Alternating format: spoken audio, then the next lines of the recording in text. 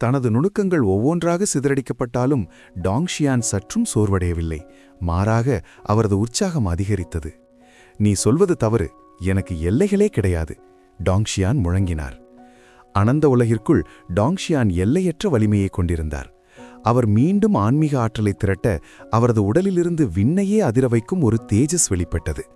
அந்த பிரம்மாண்டமான சக்தியைக் கண்டு அப்சல்யூட் ஸ்வாட் சக்கரவர்த்தியே ஒரு கணம் திடுக்கிட்டார். இது சாத்தியமே இல்லை.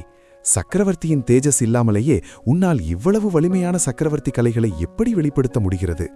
சக்கரவர்த்தியின் அறிவு கெட்டாத வகையில் டாங்ஷியானின் ஆற்றல் வளர்ந்திருந்தது. மகா அழிவு முஷ்டி. டாங்ஷியான் தனது இடது கையால் வலது மணிக்கட்டை பிடித்துக் கொண்டார். அவரது முஷ்டியை சுற்றியிருந்த ஆன்மீக ஆற்றல் அடர்த்தியாகி நெருப்பாக எரியத் தொடங்கியது. அவரது கரிய முடி காற்றில் வெறித்தனமாக பின்னோக்கி பறந்தது.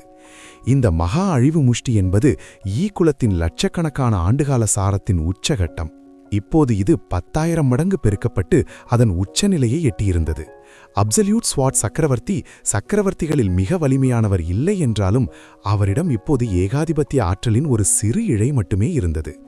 டாங்ஷியானின் இந்த முஷ்டிக்கு முன்னால் அந்த சக்கரவர்த்தியே லேசாக நடுங்கினார். நீ உண்மையாகவே யார்? அவர் வியப்புடன் கேட்டார். டாங்ஷியான் மெதுவாக தன் தலையை நிமிர்த்தினார். அவரது இதழ்களில் ஒரு தன்னம்பிக்கை புன்னகை அரும்பியது. என் பெயரை நினைவில் வைத்துக்கொள். ஒரு நாள் சக்கரவர்த்தி உலகிற்கு வந்து உன்னை நான் சந்திப்பேன். அப்சல்யூட் ஸ்வாட் சக்கரவர்த்தி ஒரு நீண்ட மூச்சை இழுத்தார். இந்த மகா அழிவு முஷ்டியை எதிர்கொண்டால் மரணம் நிச்சயம் என்பது அவருக்கு தெரிந்தது. இருப்பினும் ஒரு சக்கரவர்த்தியின் பெருமிதத்தோடு அவர் தனது வாளை உறுதியாக பற்றிக் கொண்டார். மிகவும் நன்று, இந்த சக்கரவர்த்தி உனக்காக காத்திருப்பான். பரலோகத்தை பிளக்கும் தங்க ஒளி, ஒரே ஒரு வாழ்வீச்சு. சக்கரவர்த்தி உரக்க சிரித்தார். அவரது உருவம் மறைந்து அந்த தங்க நிற வாள் மட்டுமே எஞ்சியது. அந்த வாளின் ஒளி மெதுவாக விரிவடைந்து பின் வெடித்து சிதறி எண்ணற்ற தங்க நிற மழைத்துளிகளாக மாறி டாங்ஷியானை நோக்கி சீறியது. அந்த தங்க மழையின் நடுவே வானத்திலிருந்து ஒரு மாபெரும் வாள்கதிர் இறங்கி வந்தது. இது ஒரு உண்மையான சக்கரவர்த்தி நிலை தாக்குதல். சக்கரவர்த்தியின் ஆன்மா மறைந்துவிட்டாலும் இந்த இறுதி தாக்குதல் கற்பனை செய்ய முடியாத வலிமையை கொண்டது என்பதை டாங்ஷியான் அறிவார். அவர் ஒரு இடி முழக்கத்துடன் கர்ஜித்தார். மகா அழிவு முஷ்டி முழு பலத்துடன் ஏவப்பட்டது. கரிய நிற ஆற்றல் வெள்ளம் அந்த தங்க மழையை கிழித்து கொண்டு வானத்திலிருந்து இறங்கி வந்த வாள்கதிர் மீது பயங்கரமாக மோதியது. பூம்! அனந்த உலகமே இரண்டாக பிளப்பது போல அதிரத் தொடங்கியது. கிழக்கிலும் மேற்கிலும் இருந்த நீல நிற டிராகன் மன்னனும் வெள்ளை நிற புலி மன்னனும் ஆபத்தை உணர்ந்து ஒரே நேரத்தில் கர்ஜித்தனர். அவை நிலம், நீர், நெருப்பு மற்றும் காற்று ஆகிய மூலக்கூறுகளை நிலைப்படுத்த தங்கள் சக்தியை வெளிப்படுத்தின. நீண்ட போராட்டத்திற்கு பிறகு அந்த அதிர்வுகள் மெல்ல அடங்கின. தூசி படிந்த அந்த இடிபாடுகளுக்கு நடுவே டாங்ஷியான் எவ்வித காயமுமின்றி கம்பீரமாக நின்றிருந்தார். அவரது உள்ளங்கையில் ஒரு தங்க நிற வாள் மின்னியது. அப்சல்யூட் ஸ்வாட் சக்கரவர்த்தி விட்டுச் சென்ற அந்த ஏகாதிபத்திய தேஜஸின் உறைந்த வடிவமே அந்த வாள். தனது அனந்த உலகம் சிதைந்திருந்தாலும் அதைவிட உயரிய சக்கரவர்த்தி நிலை ஆற்றல் தனக்கு கிடைத்ததைக் கண்டு அவர் உரக்க சிரித்தார். என்ன ஒரு லாபம் என்று சிரித்த டாங்ஷியான் சிதைந்த உலகத்தை பற்றி கவலைப்படாமல் கட்டளையிட்டார். சிஸ்டம், எனக்கு 10,000 மடங்கு பெருக்கத்தை வழங்கு. டிங்! 10,000 மடங்கு பெருக்க கருவி ஆய்வு செய்கிறது. உயரிய ஆற்றல் கண்டறியப்பட்டது. பெருக்கம் தொடங்குகிறது. அந்த மின்னணு சத்தத்தை தொடர்ந்து டாங்ஷியானின் கையில் இருந்த தங்கவாள் வெடித்துச் சிதறி கோடிக்கணக்கான தங்க மழைத்துளிகளாக வாரியது. அடுத்த நொடி அந்த தங்கமழை விரிவடைந்து பிரகாசமாக மின்னியது. அனந்த உலகம் காலச்சக்கரத்தில் பின்னோக்கி செல்வது போல மெல்ல மெல்ல தானாகவே குணமாக தொடங்கியது. இருள் மறைந்து உலகம் ஒளியால் நிறைந்தது. தங்கத்துளிகள் ஒன்றாக திரண்டு ஒரு தங்க காகமாக மாறியது. அது அனந்த உலகில் கிழக்கில் உதித்து மேற்கில் மறையத் தொடங்கியது. சூரியனாக மாறியது. மற்றொரு கூட்டம் திரண்டு ஒரு தூய வெண்ணிற நிலவாக உருமாறியது. டிராகன் மன்னனும் புலி மன்னனும் அந்த ஏகாதிபத்திய ஆற்றலை ஆவலோடு சுவாசித்தனர். அவற்றின் உடல்கள் தங்க நிறத்தில் ஜொலிக்கத் தொடங்கின.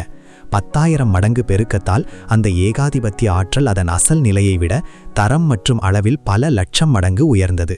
சூரியன் சந்திரனுக்கு பிறகு விண்மீன்கள், மலைகள், ஆறுகள் என அனைத்தும் அங்கே உருவாகின. சிதைந்த தத்துவ ஆற்றல்கள் மீண்டும் ஒன்றிணைந்தன. டாங்ஷியானின் அனந்த உலகம் இப்போது ஒரு உண்மையான உயிர்ப்புள்ள உலகமாக மாறியது. இங்கே என்ன நடக்கிறது என்ற அதிர்ச்சியான கூச்சலுடன் ஜிங்லிங் மற்றும் ஷின்ஃபோ இருவரும் டாங்ஷியானின் அருகில் தோன்றினர். அவர்கள் அந்த புதிய உலகத்தைக் கண்டு வாயடைத்து போயினர். தங்களை சுற்றி நடக்கும் அற்புத மாற்றங்களைக் கண்டு ஜிங்லிங் மற்றும் ஷின்ஃபோ திகைத்து போயினர். பதற்றமடையாதீர்கள், உங்கள் வீட்டிற்கு ஒரு சிறிய ஃபேஸ் லிஃப்ட் செய்கிறேன், அவனோதான் என்று டாங்ஷியான் புன்னகைத்தார். என்ன ஒரு அசுர பலம்! என் ரத்தமே இதைக் கண்டு துள்ளி குதிக்கிறது. ஜிங்லிங் மற்றும் ஷின்ஃபோ அந்த ஏகாதிபத்திய தேஜஸை ஆவலோடு உறிஞ்சினர். அவர்களின் சக்தி கட்டுக்கடங்காமல் அதிகரித்தது. 10,000 மடங்கு பெருக்கப்பட்டாலும் ஆரம்பத்தில் கிடைத்த அந்த சக்தி மிக குறைவு என்பதால் அனந்த உலகத்தை முழுமையாக சீரமைத்த பிறகு அது மெல்ல மறைந்தது. ஆனாலும் டாங்ஷியானின் உள்மன ஆற்றல் இடைவிடாது பொங்கியது. ஒவ்வொரு எல்லையாக தகர்த்தெறிந்தது. கண்ணிமைக்கும் நேரத்தில் அவர் இன்யாங், ஷின்வான், லைஃப், டெத், ரீஇன்கார்னேஷன் என அனைத்து நிலைகளையும் கடந்து செயின்ட் ஃபைனல் ஸ்டேஜ் நிலையை அடைந்தார். சக்கரவர்த்தியின் தேஜஸுக்கு உண்மையிலேயே ஈடு இணை இல்லை. முன்னேற்றத்தின் வேகம் பிரமிக்க வைக்கிறது என்று டாங்ஷியான் திருப்தியுடன் சிரித்தார். இனி துவான் வம்சத்து மூதாதையரை கவனிக்கும் நேரம் வந்துவிட்டது. அத்தியாயம் 354. வருத்தப்பட மருந்து என்று எதுவும் கிடையாது. ஏகாதிபத்திய ஆற்றலின் துணையுடன் டாங்ஷியான் ஒரே மூச்சில் செயின்ட் ஃபைனல் ரெல்ம் நிலையை அடைந்தார். அவரது மனநிலை உச்சத்தில் இருந்தது. இந்த தருணத்தில் அவரது அனந்த உலகமும் ஒரு மாற்றத்திற்கு உள்ளானது. உலகம் முழுவதும் ஒரு மெல்லிய தங்க நிற ஒளி பரவியது. அவரது பலம் முன்பு இருந்ததை விட 10 மடங்குக்கும் மேலாக அதிகரித்திருந்தது. இருந்தாலும் ஒரு சிறு குறை மட்டும் அவருக்கு தெரிந்தது. இந்த ஏகாதிபத்திய ஆற்றல் வேறற்ற நீரை போல இருந்தது. இது சாதாரண ஆன்மீக ஆற்றலுடன் கலக்கவில்லை, மீண்டும் தானாக உருவாகவும் இல்லை. இந்த உலகம் ஏகாதிபத்திய ஆற்றலை உருவாக்க முடியாத அளவுக்கு வறண்டு கிடக்கிறது போல இருக்கிறது. அதனால்தான் அந்த சக்கரவர்த்திகள் அனைவரும் கிளம்பி சென்றிருப்பார்கள் என்று அவர் நினைத்தார். அடுத்த நொடி டாங்ஷியான் நிஜ உலகிற்கு திரும்பினார். அனந்த உலகிற்குள் கால ஓட்டம் வேறு விதமாக இருந்தது. உள்ளே அப்சல்யூட் ஸ்வாட் சக்கரவர்த்தியுடன் நீண்ட நேரம் போர் நடந்தது போல தெரிந்தாலும் வெளியே ஒரு நிமிடம் கூட ஆகவில்லை. அனைத்து ஏகாதிபத்திய ஆற்றலும் டாங்ஷியானால் உறிஞ்சப்பட்டு விட்டதால் அங்கே நின்றிருந்த துவான் மூதாதையர் இப்போது வெறும் வெற்றுக்கூடாக மட்டுமே இருந்தார். அவரது ஆயுள், இரத்தம் மற்றும் ஆன்மா அனைத்தும் எரிந்து சாம்பலாகிவிட்டன. டாங்ஷியான் தாக்கவில்லை என்றாலும் அவரது மரணம் மிக அருகில் இருந்தது. தூசி தூசியுடன் சேரட்டும், மண் மண்ணுடன் சேரட்டும். எனக்காக ஏகாதிபத்திய ஆற்றலை வரவழைத்து கொடுத்ததற்காக உன்னை மரியாதையோடு அனுப்பி வைக்கிறேன். டாங்ஷியான் சாதாரணமாக தனது கையை அசைத்தார். அடுத்த நொடி துவான் மூதாதையரின் உடல் வெடித்து சிதறி சாம்பலாக காற்றில் கரைந்தது. துவான் மூதாதையரை அளித்த பிறகு டாங்ஷியான் புத்துணர்ச்சியுடன் ஒரு நீண்ட மூச்சை எடுத்தார். அவரது இதழ்களில் ஒரு மெல்லிய புன்னகை அரும்பியது. உங்களுக்கு துணிச்சல் அதிகம்தான் என்று அவர் சொல்லும்போதே அவரது உருவம் மறைந்து அந்த இடத்திலிருந்து மாயமானது. அந்த பாலைவன பகுதியில் ஒலி அலைகள் காற்றில் மிதந்து வந்தன. ஒரு பாடலின் ராகம். அந்த புல்லாங்குழல் இசை ஒரு மாபெரும் வலை போல பின்னி ஃபயர் கிரினை இரக்கமின்றி அழுத்தியது. அந்த கிரின் எவ்வளவோ போராடியது. ஆனால் இசை சார்ந்த தாக்குதல்கள் அதன் பலவீனம் என்பதால் அதனால் தலையை கூட உயர்த்த முடியவில்லை. சபிப்புற்றவர்களே, தைரியம் இருந்தால் என்னை கட்ட விழுத்துவிட்டு நேருக்கு நேர் மோதிப்பாருங்கள். இது என்ன திருட்டுத்தனம் என்று கிரின் உருமியது. என் எஜமானர் மட்டும் வரட்டும், உங்கள் கதை முடிந்தது. மிஸ்டர் ஜேட் ஃப்ரூட் ஏளனமாக சிரித்தார். உன் எஜமானரா? அவன் செத்துப்போனான். இனி அவனை நீ பார்க்கவே முடியாது. கிரின் அலட்சியமாக சொன்னது. முட்டாள்தனம். என் எஜமானர் சாவதற்கு வாய்ப்பே இல்லை. மருத்துவ மன்னன் டான் மாங் நிதானமாக சொன்னார். துவான் மூதாதையர் தனது உயிரையே தியாகம் செய்யும் மாத்திரையை உட்கொண்டு செயின்ட் ஃபைனல் ரெல்ம் நிலையை அடைந்துவிட்டார். அவர் ஏகாதிபத்திய ஆற்றலின் ஒரு இழையையே வரவழைத்து விட்டார். அந்த சக்திக்கு முன்னால் இந்த உலகில் எதுவுமே ஈடாகாது. உன் எஜமானர் இந்நேரம் முடிந்திருப்பார். அந்த தருணத்தில் ஒரு அமைதியான குரல் அங்கிருந்தவர்களின் காதுகளில் விழுந்தது. நான் முடிந்து விட்டேன் என்று எனக்கே தெரியவில்லையே, அது எப்படி? மென்மையான அந்த குரல் அந்த 3 வல்லுநர்களுக்கும் கிரினுக்கும் இடி முழக்கம் போல கேட்டது. டான் மாங், மிஸ்டர் ஜேட் ஃப்ளூட் மற்றும் லூ மே தேவதை மூவரும் அதிர்ச்சியில் உறைந்து போயினர். நீ எப்படி இன்னும் உயிரோடு இருக்கிறாய்? துவான் மூதாதையர் என்ன ஆனார்? டாங்ஷியான் சாதாரணமாக சொன்னார். துவான் மூதாதையர் ஏற்கனவே உங்களுக்கு முன்னால் பரலோகத்திற்கு சென்றுவிட்டார். அடுத்து உங்கள் முறை. அந்த 3 வல்லுநர்களும் ஒருவரையொருவர் பார்த்து கொண்டனர். அவர்களின் கண்களில் மரண பயம் தெரிந்தது. செயின்ட் ஃபைனல் ரெல்ம் நிலையை எட்டிய துவானையே இவன் கொன்றுவிட்டான் என்றால் தங்களுக்கு என்ன கதி? அடுத்த நொடி டான் மாங் கிழக்கு நோக்கியும் இசை தம்பதிகள் மேற்கு நோக்கியும் வெவ்வேறு திசைகளில் தப்பியோடினர். டாங்ஷியான் ஒருவரை மட்டுமே துரத்த முடியும் என்று அவர்கள் கணக்கு போட்டனர். இந்த சிறுவிள்ளைத்தனமான தந்திரங்கள் என்னிடம் பலிக்குமா என்று சிரித்த டாங் ஷியான் தனது விரலை நீட்டினார். 12 அரக்க வடிவங்கள். அரக்க ஓட்ட வாழ்காற்று தழும்பு. ஒரு மெல்லிய தென்றல் வீசியது. வாழ்கீற்றுகள் விண்வெளியை கிழித்துக் கொண்டு சென்றன. 100 மைல் தொலைவில் தப்பியோடிக் கொண்டிருந்த டான் மாங் திடீரென தனது உடல் பிளப்பது போன்ற ஒரு கடுமையான வலியை உணர்ந்தார். கீழே பார்த்த அவரது முகம் மரண பயத்தில் வெளுத்துப் போனது. அவரது உடல் முழுவதும் எண்ணற்ற வெடிப்புகள் தோன்றியிருந்தன. இல்லை, நான் சாக விரும்பவில்லை என்று அலறிய அவர் தனது மடியில் இருந்த மாத்திரைகளை அவசரமாக வாயில் திணித்தார். அந்த மாத்திரைகள் அனைத்தும் செயின்ட் நிலைக்கும் மேலானவை. மரணத்திடமிருந்து ஒரு சிறு துளி உயிரை விலைக்கு வாங்க அவர் போராடினார். அந்த மாத்திரைகளின் மதிப்பு அளவிட முடியாதது. ஆனால் இப்போது டான் மாங் அவற்றை வெறும் சோற்றை போல அள்ளி விழுங்கினார். இருப்பினும் ஒரு மாத்திரை கூட அவரது தொண்டையை தாண்டவில்லை. அவை பாதியிலேயே சிக்கிக் கொண்டன.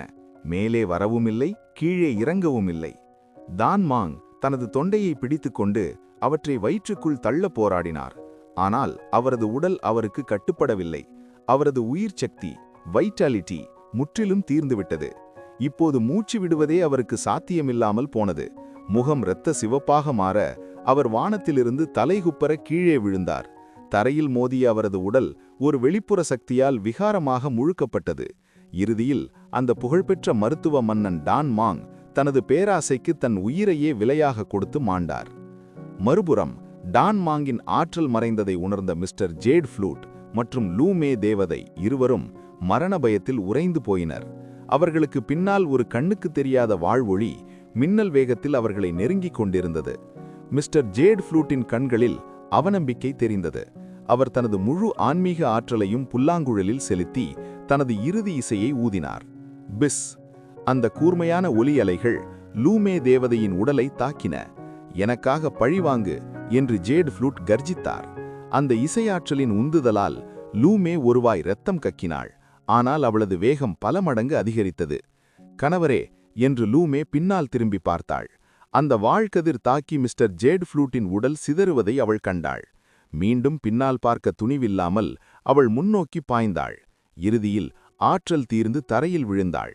ஒரு காலத்தில் உச்சகட்ட வல்லுநராக இருந்த அவள் இப்போது ஒரு அடிபட்ட நாயைப் போல பரிதாபமாக துடித்தாள். கணவரே, நான் உங்களை பழிவாங்குவேன். லூமேவின் கண்களில் வெறுப்பு கனலாக எரிந்தது. அவளது கணவன் ஏன் இறந்தான் என்பது அவளுக்கு முக்கியமில்லை. டாங் ஷியானை கொல்ல வேண்டும் என்பது மட்டுமே அவளது லட்சியமாக மாறியது. என் வம்சம் திரும்ப போகட்டும், அந்த சிறுவனை 1000 துண்டுகளாக வெட்டுவேன் என்று சபதமெடுத்தபடி அவள் மீண்டும் வானில் மறைந்தாள். சியான் பள்ளத்தாக்கு. அந்த மர்மமான நிலப்பரப்பில் ஒலியலைகள் வண்ணமயமான ஒளி நீரோட்டங்களாக வானில் எதிரொலித்தன. அரிய வகை மிருகங்கள் அந்த இசைக்கு ஏற்ப நடனமாடின. சியான் பள்ளத்தாக்கு என்பது வெளியில் அதிகம் அறியப்படாத ஆனால் அசுர பலம் கொண்ட ஒரு மறைமுக சக்தியாகும். மிஸ்டர் ஜேட் ஃப்ளூட் மற்றும் லூமே இருவரும் இந்த இடத்தை சேர்ந்தவர்களே. பள்ளத்தாக்கின் ஆழத்தில் பாதி கருப்பாகவும் அந்த வெண்ணிற முடி கொண்ட முதியவர் அமைதியாக கூச்சியின் வாசித்துக் கொண்டிருந்தார். அவரது இசையிலிருந்து வெளிப்பட்ட மெல்லிசை இயற்கையின் தத்துவத்துடன் ஒன்றிணைந்து நிலம், நீர், நெருப்பு மற்றும் காற்றை தூண்டி மலர்களை பூக்கச் செய்தது. திடீரென அவரது விரல்கள் உறைந்தன. அடுத்த நொடி அவருக்கு முன்னால் ஒரு உருவம் தோன்றியது. சீடர் லூ, குருவை வணங்குகிறேன் என்று லூமே தேவதை மண்டியிட்டாள். அவள் முகம் மிகுந்த மரியாதையுடன் இருந்தது. அவளுக்கு முன்னால் நின்றிருந்தவர் சயன் பள்ளத்தாக்கின் அதிபதி, மௌன முதியவர் என்று அழைக்கப்படுபவர். அவரது ஆற்றல் செயின்ட் ஃபைனல் ரெல்ம் நிலையை எட்டியிருந்தது. அவர் உலகிற்கு தெரியாமல் மறைந்து வாழ்ந்ததால் அவரது பெயர் பலருக்கு தெரிந்திருக்கவில்லை. அத்தியாயம் 355. பழிவாங்குதல். மௌன முதியவர். லூமே தேவதை அந்த முதியவரின் கொடூரத்தை நன்கு அறிவாள். வேறு வழியே இல்லா என்றாலொழிய அவள் இங்கே திரும்பியிருக்கவே மாட்டாள். இங்கே வருவதற்கு பதில் சாவதே மேல் என்று கருதியவள் அவள். ஏனெனில் இந்த மௌன முதியவருக்கு ஒரு விகாரமான ஆசை, அப்செஷன் இருந்தது.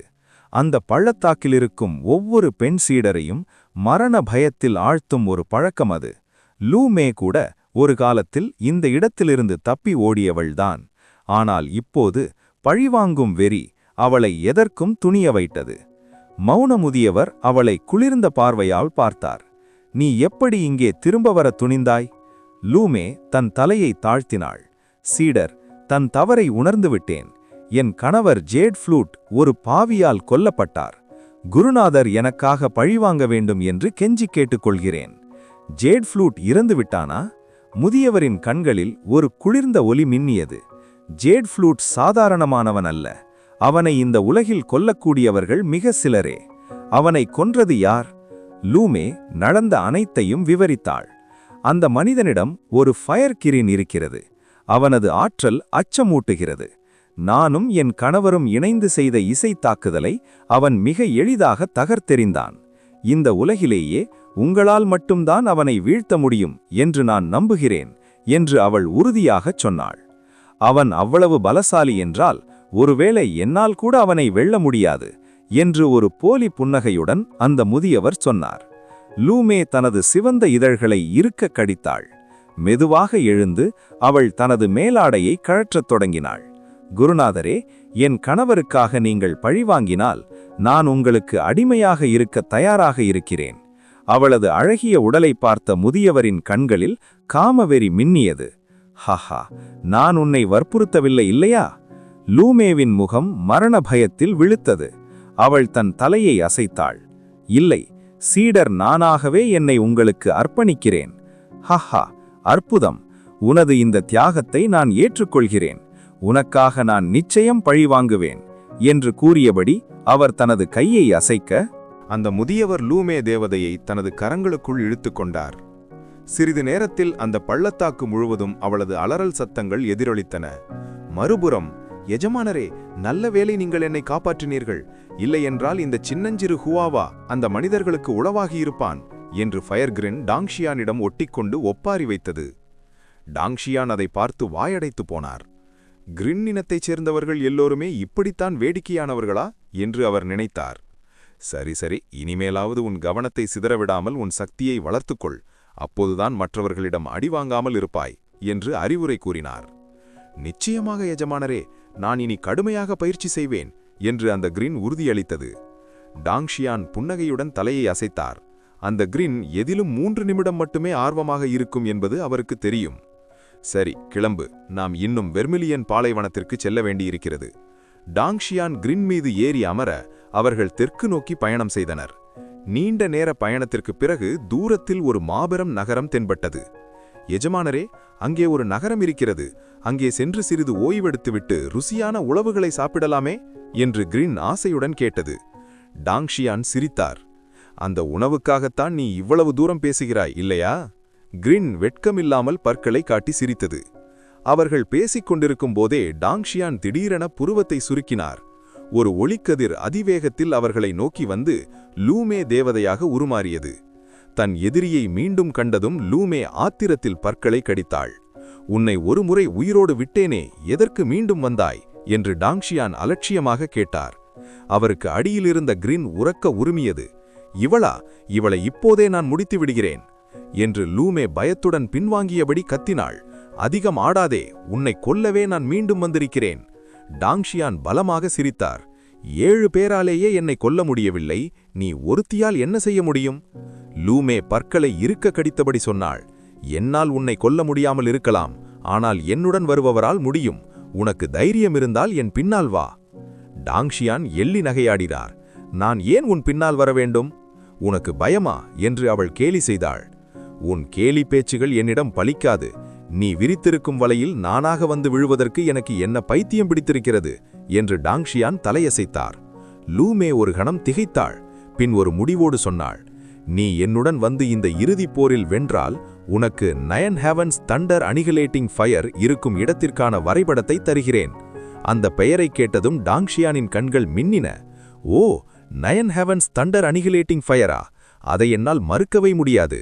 அவருக்கும் ஃபயர் கிரீனுக்கும் தங்களின் சக்தியை அடுத்த கட்டத்திற்கு உயர்த்த அத்தகைய அபூர்வமான தீயின் ஆற்றல் அவசியமாக இருந்தது. தன் எல்லைகளை தாண்டி முன்னேற டாங்ஷியானுக்கு அந்த அபூர்வ தீயின் ஆற்றல் தேவையாக இருந்தது. 9 மகா விண்ணுலக தீக்களில் 5ஐ அவர் ஏற்கனவே கைப்பற்றிவிட்டார். இன்னும் 4 மட்டுமே எஞ்சியிருந்தன. 9 வானங்களின் இடியழிக்கும் தீ, ஆழ்ந்த பனி மாயத்தீ, ப்ரொஃபவுண்ட் ஐஸ் இல்யூஷன் ஃப்ளேம், கனவு மீழும் ஆதித்தி, ட்ரீம் ரிட்டர்ன் ஆரிஜின் ஃப்ளேம் மற்றும் இறுதியாக இவை 8ஐயும் திரட்டிய பின் தோன்றும் பேரண்ட மறுபிறவித்தி, கேஆஸ் ரீஎன்கார்னேஷன் ஃப்ளேம்.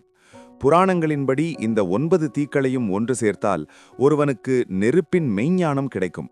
அது விண்ணுலகின் கட்டுப்பாட்டையும் மீறிய ஒரு மகாசக்தியாகும். அதுவே டாங்ஷியானின் மிக வலிமையான ஆயுதமாக மாறும். என்ன காரணம் சொன்னாலும் லூமே சொன்ன அந்த வரைபடம் டாங்ஷியானை தூண்டிவிட்டது. சரி, வழிகாட்டு என்றார் டாங்ஷியான். லூமே தேவதையின் முகத்தில் ஒரு விகாரமான புன்னகை அரும்பியது. நீ செத்தாய் என்று முணுமுணுத்தபடி வானவில் போன்ற ஒரு ஒளிக்கதிராக மாறி அவள் மறைந்தாள். டாங்ஷியான் ஃபயர் கிரின்னின் தலையை தட்டினார். வெறுப்பினால் ஒருத்தி பைத்தியமாகி அழிவை நோக்கி ஓடுகிறாள் என்று சிரித்தபடி அவரும் கிரின்னும் அவளை பின்தொடர்ந்தனர். ஷாங்காய் நகருக்கு வெளியே, அவுட்சைட் சாங்காய் சிட்டி, பாலைவன மலைகளுக்கு நடுவே ஒரு விதமான மரண அமைதி நிலவியது. இசைக்கருவிகளை ஏந்திய எண்ணற்ற போர் வீரர்கள் அங்கே அமைதியாக காத்திருந்தனர். மலை உச்சியில் மௌன முதியவர் அமர்ந்து நிதானமாக தேநீர் பருகிக் கொண்டிருந்தார். வானத்தில் இந்த மோதலை காண ஆயிரக்கணக்கான வீரர்கள் திரண்டனர். பார், அவர் மௌன முதியவர் அல்லவா? ஷியான் பள்ளத்தாக்கின் அதிபதி இங்கே என்ன செய்கிறார்? யாரை வீழ்த்த இவ்வளவு பெரிய படையை திரட்டியிருக்கிறார்கள்? இந்த போர் உலகையே அதிர வைக்கும் என்று மட்டும் தெரிகிறது. கூட்டத்தில் பேச்சுக்கள் எழுந்தன. அப்போது லூமே தேவதை வானிலிருந்து இறங்கி மௌன முதியவரின் கரங்களில் தஞ்சம் புகுந்தாள். குருநாதரே, அவன் வந்துவிட்டான். அவள் சொன்ன அடுத்த நொடி திசையெங்கும் நெருப்பு பிழம்புகள் சூழ்ந்தன. ஒரு தெய்வீக உருவம் ஃபயர் கிரின் மீது ஏறி கம்பீரமாக அவர்களை நோக்கி மிதந்து வந்தது. அது ஃபயர் கிரின். கடவுளே, அந்த தெய்வீக மிருகம் இங்கே எப்படி? அதைவிட அதன் மேல் அமர்ந்திருக்கும் மனிதனை பார். அவன் யார்? ஒரு கிரின்னை தனது வாகனமாக கொள்ளும் அளவுக்கு அவனிடம் என்ன சக்தி இருக்கிறது? வியப்பு பேச்சுக்கள் வானை பிளந்தன. டாங்ஷியான் ஃபயர் கிரின் மீது அமர்ந்து மலை உச்சிக்கு வந்து சேர்ந்தார். 5 நிறங்களில் ஜொலிக்கும் அந்த ஃபயர் கிரின்னை பார்த்ததும் மௌன முதியவரின் கண்களில் பேராசை மின்னியது. ஓ, உண்மையாகவே அது ஃபயர் கிரின் தான். மிகவும் பிரம்மாண்டமான வரவேற்புதான் என்று டாங்ஷியான் ஒரு மெல்லிய புன்னகையுடன் விசிறியால் விசிறிக்கொண்டே கூறினார். மெதுவாக எழுந்த மௌன முதியவர், அப்படியானால் மருத்துவ மன்னன் டான்மாங், துவான் வம்சத்து மூதாதையர், 4 வாழ் மன்னர்கள் மற்றும் ஜேட் ஃப்ளூட் ஆகியோரை கொன்றது நீதானா என்று கேட்டார். அவர் சொன்ன ஒவ்வொரு பெயரும் அங்கிருந்த கூட்டத்தினரிடையே ஒரு பெரும் அதிர்ச்சியை ஏற்படுத்தியது. என்ன, டான்மாங்கும் துவான் மூதாதையரும் கொல்லப்பட்டு விட்டார்களா? அதுவும் இந்த ஒரே ஒரு மனிதனால்? அதனால்தான் லூமே தேவதை மட்டும் தனியாக வந்திருக்கிறாளா? அவளது கணவர் ஜேட் ஃப்ளூட்டும் கொல்லப்பட்டு விட்டாரா? என்ன ஒரு கொடுமை!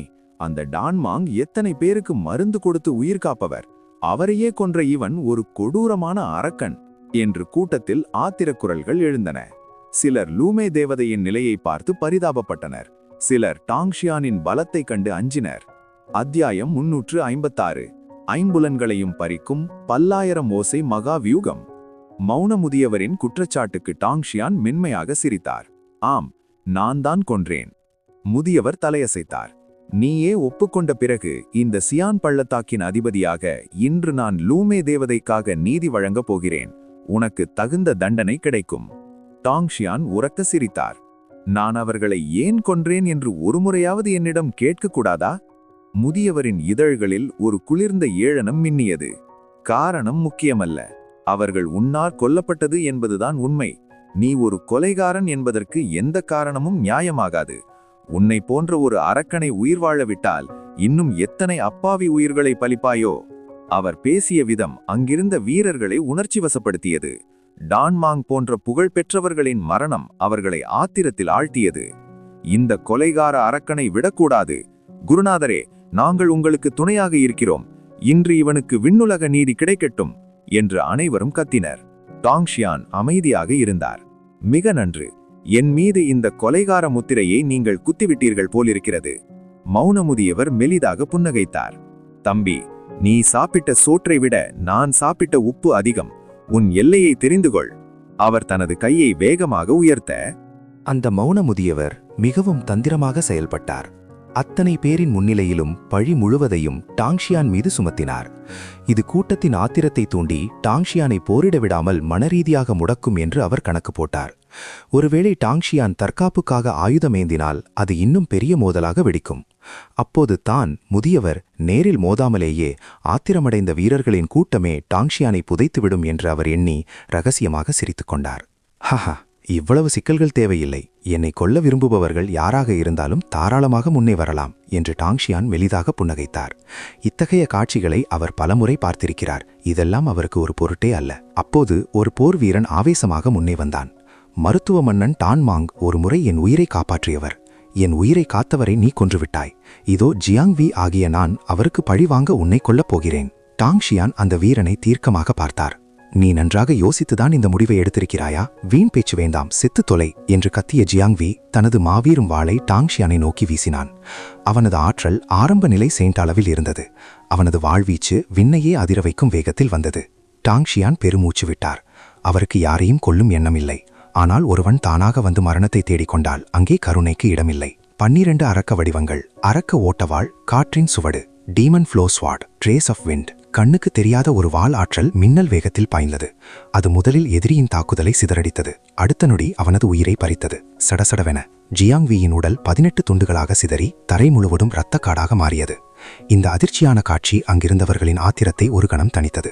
ஆனால் மௌனமுதியவர் இதை கண்டு அதிர்ச்சி அடையவில்லை. மாறாக வெற்றி புன்னகையையே சிதறவிட்டார். பார்த்தீர்களா, பட்டப்பகலில் துணிச்சலாக கொலை செய்கிறான் இந்த அரக்கன். இவனை எப்படி நாம் விட்டுவிட முடியும்? அனைவரும் ஒன்று சேர்ந்து இவனை இப்போதே அழியுங்கள் என்று அவர் மீண்டும் கூட்டத்தை தூண்டிவிட்டார். முதியவரின் பேச்சால் வீரர்களின் கண்கள் மீண்டும் ஆத்திரத்தில் இருண்டன.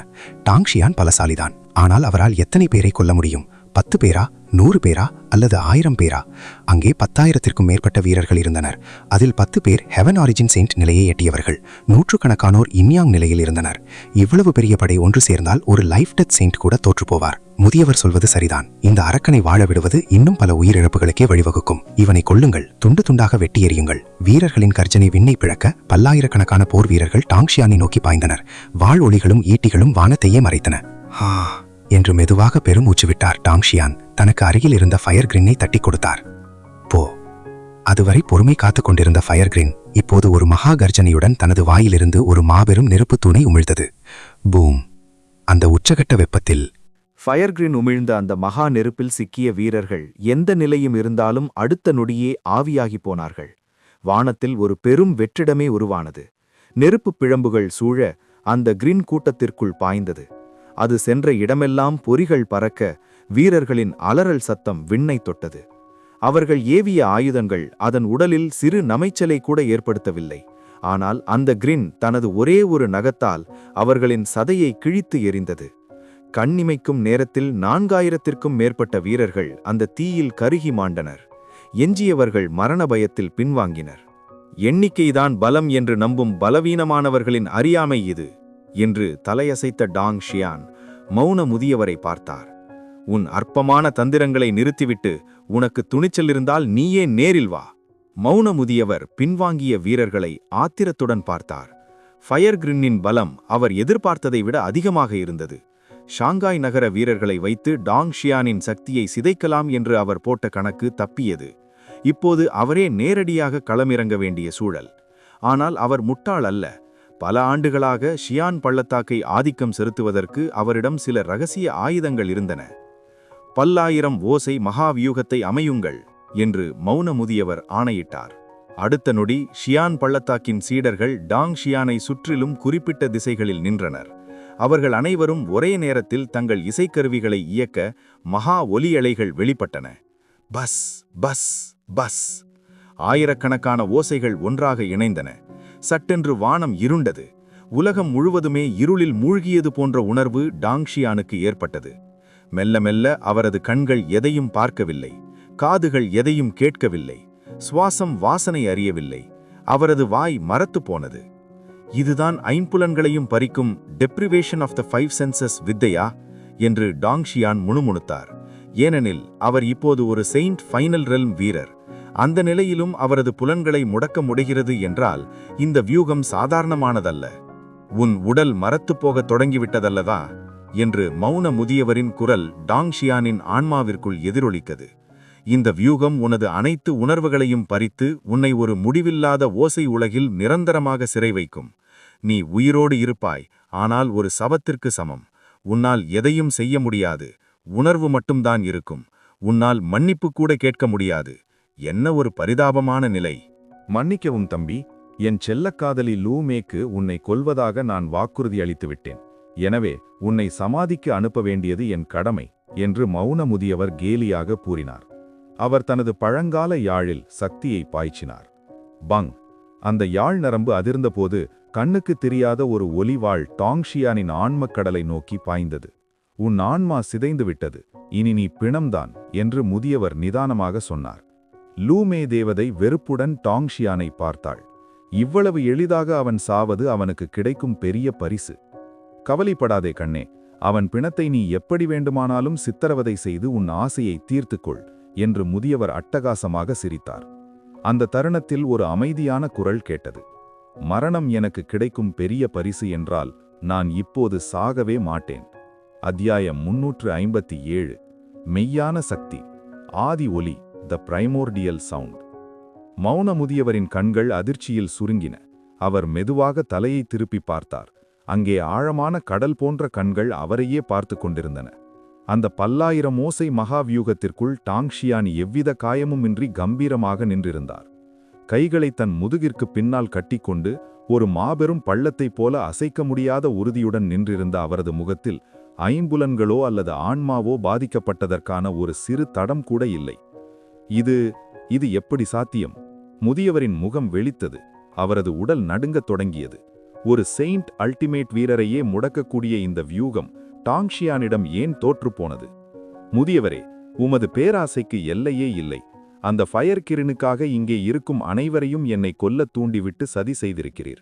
இவ்வளவு கீழ்த்தரமான செயலை செய்த உன்னை எப்படி மன்னிப்பேன் என்று டாங்ஷியானின் குரல் சாதாரணமாக இருந்தாலும் அது சுற்றியிருந்த வீரர்களின் இதயத்தில் குளிர்ந்த நீரை ஊற்றியது போல பாய்ந்தது.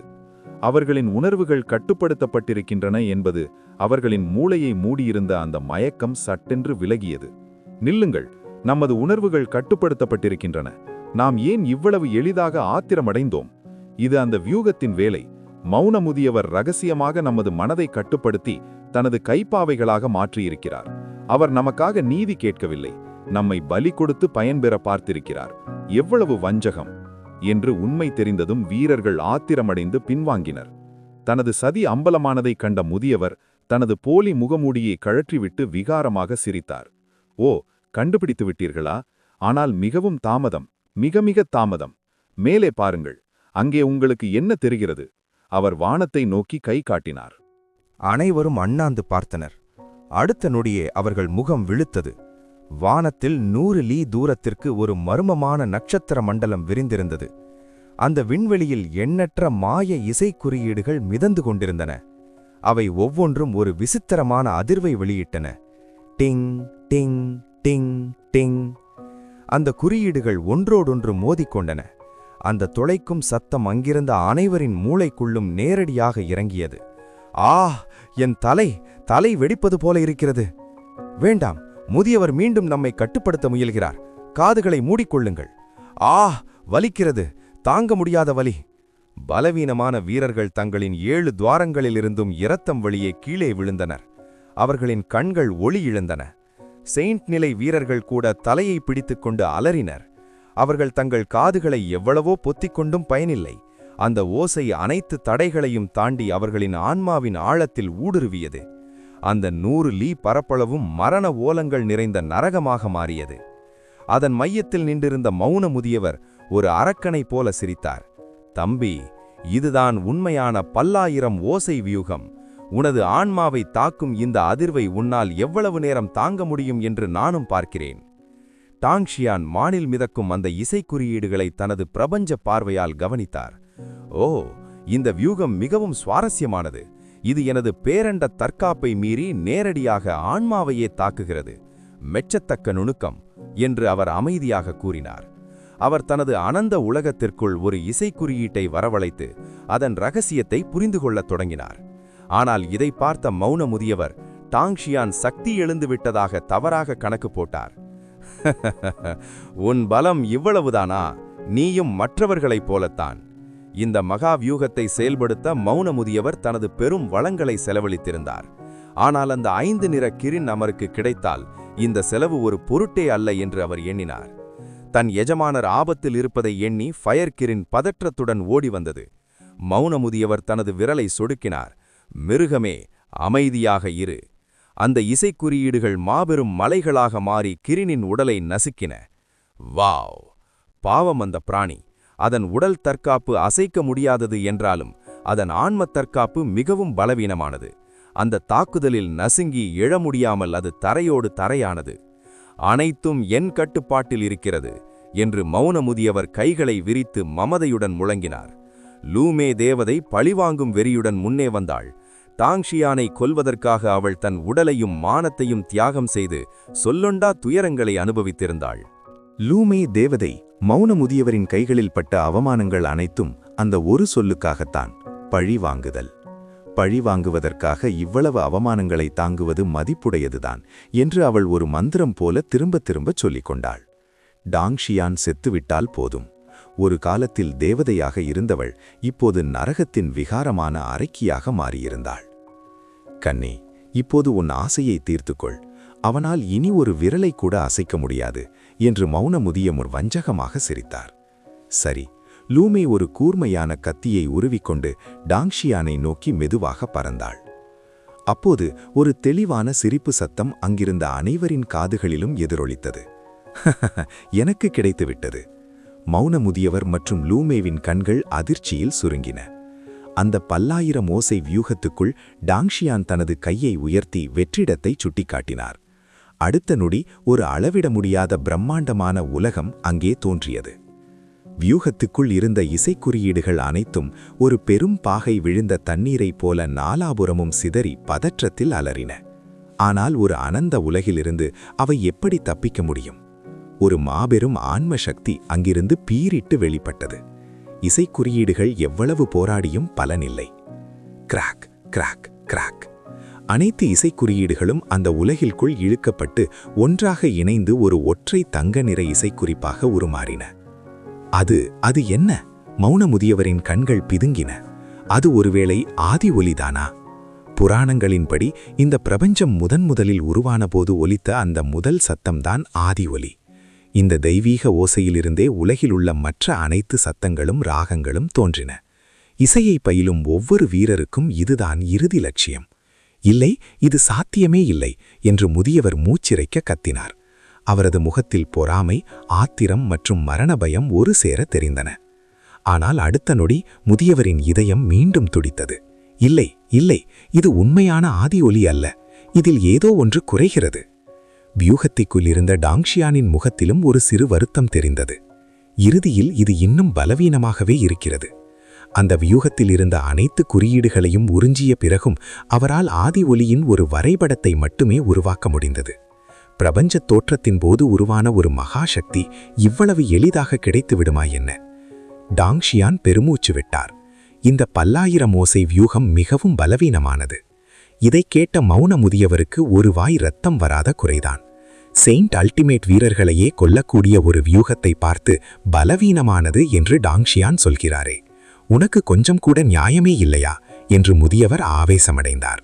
மௌன முதியவர் ஆழமாக மூச்சை இழுத்துவிட்டு தனது உடலில் பொங்கிய ஆற்றலை கட்டுப்படுத்தி கொண்டு விகாரமாக சிரித்தார்.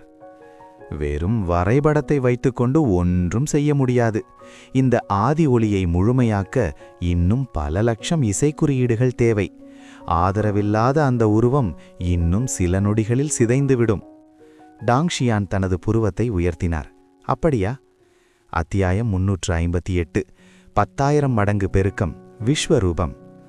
10,000 ஓசை வியூகத்தின் முழு ஆற்றலும் டாங்ஷியானால் உறிஞ்சப்பட்டு விட்டது. சியான் பள்ளத்தாக்கின் சீடர்கள் அனைவரும் முகம் வெளுத்து இரத்தம் கக்கி நகரக்கூட முடியாமல் முடங்கி கிடந்தனர். அவர்களின் ஆன்மீக ஆற்றலும் ஆன்ம சக்தியும் அந்த வியூகத்தால் முழுமையாக உறிஞ்சப்பட்டு விட்டன. அவர்களின் அடிப்படை வேர்களை சிதைந்துவிட்டன. இனி அவர்கள் பழைய நிலைக்கு திரும்புவது கடினம். மௌன முதியவர் ஏளனமாக சொன்னார். தம்பி, நீ பலசாலிதான். ஆனால் ஒன்றை நீ கவனிக்கவில்லையா? எதை என்று டாங்ஷியான் அமைதியாக கேட்டார். முதியவர் ஒவ்வொரு வார்த்தையாக நிதானமாக சொன்னார். மரணத்திற்குரிய மனிதர்கள் தொடக்கூடாத ஒன்றை நீ தொட்டுவிட்டாய். அதற்கான பின்விளைவை நீ அனுபவிக்கப் போகிறாய். இந்த ஆதி ஒலி என்பது விண்ணுலக விதிகளுக்கும் அப்பாற்பட்டது. அதை நீ வலுக்கட்டாயமாக உருவாக்கியிருக்கிறாய். அதை தாங்கி பிடிக்கும் வலிமை உன்னிடம் இல்லை. அந்த உருவம் இப்போது சிதைந்து அதன் முழு சக்தியும் உன்மீதே திரும்பி உன்னை அழித்துவிடும். ஒரு மனித உடலால் அதை தாங்க முடியாது. நீ முடிந்து விட்டாய். ஹஹா, உனது மரணத்தை நீயே தேடிக்கொண்டாய். அவரது சிரிப்பு வெற்றி பெருமிதத்துடன் எதிரொலித்தது. டாங்ஷியான் மெதுவாக பெருமூச்சு விட்டார். அப்படியா? உனது குறுகிய பார்வையை எண்ணி நான் வருத்தப்படுகிறேன். உன் கண்களை நன்றாக திறந்து பார். அவர் தனது இறுதி ஆஸ்திரத்தை தூண்டினார். சிஸ்டம், வெளியே வந்து வேலைகளை கவனி.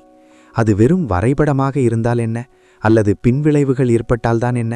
சிஸ்டம் இருக்கும்போது ஆதி ஒலியால் கூட அவரை என்ன செய்துவிட முடியும்? அந்த பழக்கமான மின்னணு குரல் கேட்டது. டிங். 10,000 மடங்கு பெருக்க கருவி ஆய்வு செய்கிறது. பெருக்கம் தொடங்குகிறது. ஒரு மர்மமான விண்வெளி எங்கும் அந்த மர்மமான அதிர்வு எதிரொலித்தது. சிதைந்துவிடும் என்று எதிர்பார்க்கப்பட்ட அந்த ஆதி ஒளியின் வரைபடம் திடீரென நிலை பெற்று முன்பை விட தெளிவான வடிவம் பெற்றது. அடுத்த நொடி உலகம் முழுவதிலும் இருந்த சத்தங்கள் அனைத்தும் மாயமாய் மறைந்தன. 100 மைல், 1000 மைல் என விரிந்து ஒட்டுமொத்த கண்டத்தின் 10 பில்லியன் மைல் பரப்பளவிலும் இருந்த ஒவ்வொரு ஒலியும் உறைந்து போனது. ஒரு செழிப்பான கேளிக்கை விடுதியில் இசை முழங்கிக் கொண்டிருந்தது. இசைக்கலைஞர்கள் உற்சாகமாக யாழ்மீட்ட நடனமங்கையர் ஆடிக்கொண்டிருந்தனர். பிரபுக்கள் மது அருந்தி மகிழ்ந்திருந்த அந்த தருணத்தில் திடீரென அனைத்து இசைக்கருவிகளும் அதிர்ந்து மௌனமாயின. இசைக்கலைஞர்கள் குழப்பத்துடன் மீண்டும் மீண்டும் மீட்டினார்கள். ஆனால் ஒரு சிறு ஓசை கூட வரவில்லை. என்ன நடக்கிறது? எல்லா கருவிகளும் ஒரே நேரத்தில் உடைந்து விட்டனவா? இது எப்படி சாத்தியம் என்று அங்கிருந்தவர்கள் குழம்பினர். கண்டத்தின் ஒவ்வொரு மூலையிலும் இதே நிலைதான். எவ்வளவு உயர்தரமான கருவியாக இருந்தாலும் அதன் குரல் முற்றிலும் பறிபோயிருந்தது. அதே சமயம் மூடுபனி சூழ்ந்த ஒரு விண்ணுலக கோபுரத்தில் வெள்ளை முடி கொண்ட ஒரு முதியவர் தியானத்தில் இருந்தார். அவருக்கு முன்னால் சூரியன், சந்திரன் மற்றும் நட்சத்திரங்கள் செதுக்கப்பட்ட தெய்வீக ஆற்றல் கொண்ட ஒரு பழங்கால யாழ் இருந்தது. திடீரென அந்த யாழ் பலமாக உழுக்கப்பட்டது. அதன் நரம்புகள் வெறித்தனமாக அதிர்ந்தன. ஆனால் ஒரு சிறு சத்தம் கூட எழவில்லை. அந்த முதியவர் திடுக்கிட்டு தன் கண்களை திறந்தார். எனது அபூர்வமான யாழுக்கு என்ன ஆனது என்று வியந்த அவர் தனது ஆற்றலை பாய்ச்சி அதை மீட்ட முயன்றார். நரம்புகள் துடித்தன, ஆனால் ஓசை வரவில்லை. முதியவரின் முகம் வெளுத்தது. அவரது உடன் நடுங்கத் தொடங்கியது. ஆதியொலி, இது ஆதியொலிதான். இது எப்படி சாத்தியம்? இசைக்கலையின் வரலாற்றிலேயே இது ஒரு மாபெரும் நிகழ்வு என்று அவர் பதற்றத்துடன் கூச்சலிட்டார். அவர் உடனடியாக தனது புத்தக அலமாரியில் இருந்த பண்டைய ஏடுகளை புரட்டினார். இறுதியில் மந்திரத் தாள்களால் முத்திரையிடப்பட்ட ஒரு மரப்பெட்டியை திறந்து அதற்குள்ளிருந்த லீபோனின் சாவியை எடுத்தார். மர்மமான கோடுகளாலான அந்த சாவி யாவரும் எதிர்பாராத விதமாக தானாகவே காற்றில் மிதக்கத் தொடங்கியது. அந்த மர்மமான சாவி காற்றில் மிதந்து மெதுவாக உயர்ந்து ஒரு குறிப்பிட்ட திசையை நோக்கி நிலையாக நின்றது. சந்தேகமே இல்லை, அந்த ஆதி ஒலி விழித்துக் கொண்டது என்று அந்த முதியவர் தரைமட்டில் சரிந்து விழுந்து உடல் நடுங்க கூறினார். பயமா அல்லது உற்சாகமா என்று தெரியாத ஒரு உணர்ச்சியில் அவரது கண்களில் கண்ணீர் வழிந்தது. சிறிது நேரத்திற்கு பின் அவர் தனது மேலாடையை சுழற்றி ஒரு வால்கதிரை வானில் ஏவினார். சற்று நேரத்தில் ஒரு அழகிய இளம்பெண் அங்கே வந்து தோன்றினாள். பிரகாசமான கண்களும் முத்து போன்ற பற்களும் கொண்ட அந்த பெண் பலவிதமான ஆபரணங்களை அணிந்திருந்தாள். பொதுவாக அவள் அசையும்போது அந்த ஆபரணங்கள் ஒன்றோடொன்று மோதி மெல்லிசையை எழுப்பும். ஆனால் இப்போது அவை மோதிக்கொண்டும் ஒரு சிறு சத்தமும் எழவில்லை. சீடர் லினன், குருநாதருக்கு எனது வணக்கத்தை தெரிவித்துக் கொள்கிறேன் என்று அவள் பணிவுடன் கூறினாள். மாஸ்டர் சின் என்று அழைக்கப்படும் அந்த முதியவர் விவரிக்க முடியாத உற்சாகத்துடன் எழுந்து நின்றார். அந்த தீர்க்க தரிசனம் உண்மையாகிவிட்டது. ஆதி ஒலி தோன்றிவிட்டது. இது நமது இசை தத்துவ வம்சாவளிக்கும் சக்கரவர்த்தி தியானின் மரபுக்கும் தொடர்புடையது. நீ இப்போதே புறப்படு. இந்த உயரிய சொத்து உனக்காகவே காத்திருக்கிறது என்று அவர் கட்டளையிட்டார். லினனின் கண்கள் ஆச்சரியத்தில் விரிந்தன. குருநாதரே, இந்த உலகின் ஆன்மீக ஆற்றல் குறைந்து விட்டதால் ஆதி ஒலி இனி ஒருபோதும் தோன்றாது என்று நீங்கள் முன்பே கூறினீர்களே என்று அவள் கேட்டாள். முதியவர் லேசாக தர்மசங்கடத்துடன், விண்ணுலகின் விதிகளை யாரால் கணிக்க முடியும்? ஒரு முதியவனான நான் 1 அல்லது 2 தவறான கணக்குகளை போடுவது சகஜம்தானே என்று சமாளித்தார். லினன் சிரிப்பை அடக்கிக் கொண்டு, புரிகிறது குருநாதரே, நான் இப்போதே புறப்படுகிறேன் என்றாள். அவர் தனது கையை அசைக்க மேசையில் இருந்த அந்த அபூர்வமான பின்சின் யாழ் அவளை நோக்கி பறந்து வந்தது. இன்றிலிருந்து இந்த யாழின் உண்மையான எஜமானி நீதான் என்றார் மாஸ்டர் சின். இதை கேட்ட லினன் பெரும் அதிர்ச்சி அடைந்தாள். ஏனெனில் இந்த யாழ் ஒரு சாதாரண பொருள் அல்ல. இது மேலுலகத்திலிருந்து கொண்டு வரப்பட்ட ஒரு சக்கரவர்த்தி நிலை கலைப்பொருள். சில காரணங்களால் அதன் ஏகாதிபத்திய ஆற்றலை இழந்து இப்போது பாதி வலிமையுடன் இருந்தாலும் இந்த உலகில் இதற்கு ஈடு இணை ஏதுமில்லை. மேலும் தியானின் வம்சத்தின் அடையாளமான இந்த யாழ் மீண்டும் மேலுலகத்திற்கு செல்வதற்கான ரகசியத்தையும் தன்னுள் மறைத்து வைத்திருந்தது. ஆனால் இழந்த அந்த மகாசக்தியை திரும்பப் பெற வேண்டுமானால் அதற்கு அந்த ஆதி ஒளி மட்டுமே மருந்தாக அமைய முடியும். மாஸ்டர் சின் இவ்வளவு உற்சாகமடைந்ததற்கு இதுவே மிக முக்கிய காரணம். ஆதி ஒலியை, பிரைமோடியல் நோட்டை அவர்கள் அடைந்துவிட்டால் அதன் மூலம் பின்சியான் யாழின் இழந்த சக்தியை மீட்டெடுத்து சக்கரவர்த்தி தியான்சினின் மகா மரபுரிமையை அன்லாக் செய்துவிட முடியும். அந்த உயரிய சொத்து கிடைத்துவிட்டால் லினன் மீண்டும் மேலுலகிற்கு தகுதியுடனும் பெருமையுடனும் திரும்ப முடியும். பல மில்லியன் ஆண்டுகளாக தியான்சின் வம்சத்தை பிடித்திருந்த ஒரு பெரும் ஏக்கம் இதன் மூலம் தீரும். இந்த இசை சாவியை எடுத்துக்கொள், ஆதி ஒலியை கண்டுபிடி, நமது வம்சத்தின் மொத்த நம்பிக்கையும் உன் தோள்களில்தான் இருக்கிறது என்று கூறி அவர் அவளை வழிநடத்தினார். அத்தியாயம் 359. தத்துவ இதயத்தின் மறுபிறப்பு, rebirth of the Tao heart. Shanghai நகருக்கு வெளியே டாங்ஷியான் வானில் கம்பீரமாக நின்றிருந்தார். அவரது தலைக்கு மேலே அந்த மர்மமான இசைக்குறிப்பு, மியூசிக்கல் நோட் இடைவிடாது சுழன்று கொண்டிருந்தது. நாலாபுறமிருந்தும் ஒலி அலைகள் திரண்டு வந்து அந்த ரகசிய குறியீட்டிற்குள் ஈர்க்கப்பட்டன. அந்த குறிப்பிற்குள் சத்தம் கடல் அலைகளைப் போல பொங்கியது. இது எப்படி சாத்தியம்? மௌன முதியவர் ஓல்ட் மாஸ்டர் ஜான் அதிர்ச்சியில் உறைந்து போய் வியர்வையில் நனைந்து நின்றார். தன் கண்களால் காண்பதை அவரால் நம்ப முடியவில்லை. ஒரு மனிதனால் உருவாக்கவே முடியாது என்று கருதப்பட்ட அந்த ஆதி ஒலி இப்போது டாங்ஷியானின் கைகளில் முழுமை பெற்று கொண்டிருந்தது. இது தர்க்கத்திற்கும் அவர் அறிந்த அனைத்து விதிகளுக்கும் அப்பாற்பட்டதாக இருந்தது. தன் ஆன்மாவே உடலை விட்டு பிரிந்துவிட்டது போன்ற ஒரு பிரம்மை அவருக்கு ஏற்பட்டது. டாங்ஷியான் எப்படி இதனை சாதித்தார் என்பது அவரது அறிவுக்கு எட்டவே இல்லை. டாங்ஷியான் தனது கண்களை மென்மையாக மூடிக்கொண்டு உலகிலுள்ள அனைத்து ஒலிகளையும் அமைதியாக உணரத் தொடங்கினார். அந்த ஒலிகள் நேரடியாக அவரது ஆன்மாவை தாக்கின. இசையின் தத்துவம் இவ்வளவு விரிவானதா மற்றும் ஆழமானதா என்று அவர் வியந்தார். அவருக்கு முன்னால் ஒரு புதிய உலகம் திறக்கப்பட்டது போல இருந்தது. அதுவரை அவர் அனுபவித்திராத ஒரு எல்லையற்ற இசைக்கடல் அது. வானத்தின் கீழே எண்ணற்ற இனங்கள் இருக்கலாம், ஒவ்வொன்றுக்கும் ஒரு மொழி இருக்கலாம். ஆனால் இசை என்பது அந்த தடைகளையெல்லாம் தாண்டி அனைத்து உயிரினங்களின் இதயங்களையும் ஒன்றாக இணைக்கும் வல்லமை கொண்டது. இதுவே இசையின் வசீகரம்.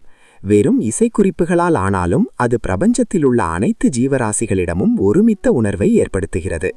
அதற்கும் மேலாக இசை என்பது மனிதனின் 7 உணர்ச்சிகளையும் 6 ஆசைகளையும் 7 emotions and 6 desires தூண்டி வாழ்வின் பன்முகத்தன்மையை ஒருவருக்கு புரிய வைக்கிறது. அந்த ஆதி ஒலி டாங்ஷியானின் ஆன்மக் கடலுக்குள் தொடர்ந்து பாய்ந்தது. மகிழ்ச்சி, கோபம், சோகம், இன்பம் என ஒவ்வொரு உணர்ச்சியும் அவருக்குள் உக்கிரமாக பொங்கியது. அவர் எவ்வித எதிர்ப்பும் காட்டாமல் அந்த உணர்ச்சி வெள்ளம் தனது நரம்புகள் எங்கும் தடையின்றி பாய அனுமதித்தார். தற்காப்பு கலைகளை பயில்வதோ அல்லது தத்துவத்தை டாவை பின்பற்றுவதோ ஒரு மனிதனை உணர்ச்சியற்ற முட்டாளாக மாற்றுவதற்காக அல்ல. மாறாக வாழ்வின் அனைத்து துன்பங்களையும் ஆழமாக அனுபவிக்க வேண்டும். வலியின் மூலமாகத்தான் ஒருவரால் உண்மையான மகிழ்ச்சியை உணர முடியும். ஆதி ஒலி மறைந்தவுடன் டாங்ஷியான் மெதுவாக தனது கண்களை திறந்தார். அவரது சாகுபடி நிலை, கல்டிவேஷன் அடுத்த கட்டத்திற்கு முன்னேறவில்லை என்றாலும் அவரது தத்துவ இதயம் டாவ் ஹார்ட் முற்றிலும் மறுவடிவம் பெற்றிருந்தது. இன்று முதல் எந்த ஒரு உணர்ச்சியும் அவரது தத்துவ இதயத்தை அசைக்க முடியாது என்பதை அவர் உணர்ந்தார். தத்துவ உடல், தத்துவ ஆன்மா, தத்துவ இதயம், இந்த மூன்றில் தத்துவ உடல் முதன்மையானது.